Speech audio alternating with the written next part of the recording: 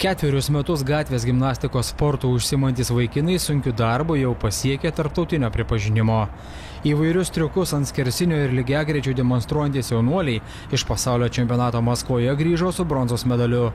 Į Lietuvą iškovojo 65 sportininkus pranokęs Robertas Polonskis, beje gatvės gimnastiką atradęs visai atsitiktinai. Pastebėjau, jog Lietuvoje vyksta šios sporto šakos varžybos ir nusprendžiau sudalyvauti.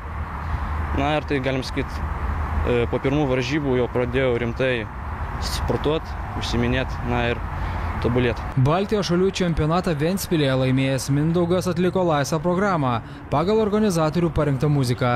Pasak jo, sunkiau buvo kovoti su oro sąlygomis ir pačiu savimi, nei su kitų šalių sportininkais. Buvo karšta, iš tikrųjų rankos prakaitavo, net sunkiai padėjo ir pati magnezija dėl sukibimo. Latvijai gan kieti buvo, nes aišku antrą vietą paėmė.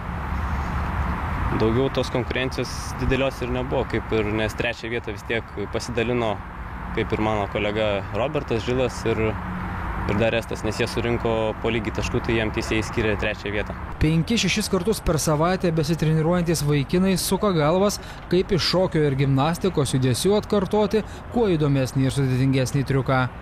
Pernai pasaulio čempionate triumfavęs Andžėjus tiesiog dievina skersinius ir traumų nesibaimina. Lyginant su BMX sportu, ten tie, kur su dviračiais važinėja, tai jie daugiau, aišku, patiria tų traumų. Pas mus yra mažiau. Labiausiai patiria traumas tie žmonės, kurie daro ant rankų kažką, tarkim, stovi ant rankų. Jeigu nukrenta, tai gali būti traumas. Gatvės gimnastai vieningi. Jie sako, jog triukus išdarinėti ant skersinių yra sudėtingas dalykas. Netrukus tuo įsitikinsiu ir pats. Įdomu, kiek balų duotų komisijos nariai štai už šį pasirodymą.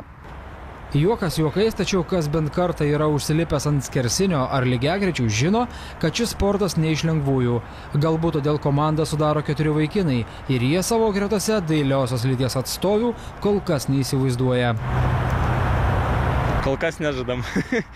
Nebent šiaip, manau, geriausia būtų, jeigu atskira merginų grupė susikurtų. Pirmieji ir kol kas vieninteliai vaikinai iš Lietuvos dalyvaujantis pasaulio gatvės gimnastikos čempionatuose sako, kad mūsų šalyje ši sporto šaka populiarėja.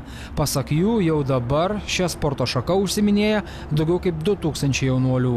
Skersinius ir lygiagretės ypač pamėgę kauniečiai, uteniškiai, kupiškėnai ir kėdainiečiai, tačiau visi jie susiduria su ta pačia problema. Netgi ne tiek Vilniuje, apskritai Lietuvoje trūksta kokybiškų aikštelių.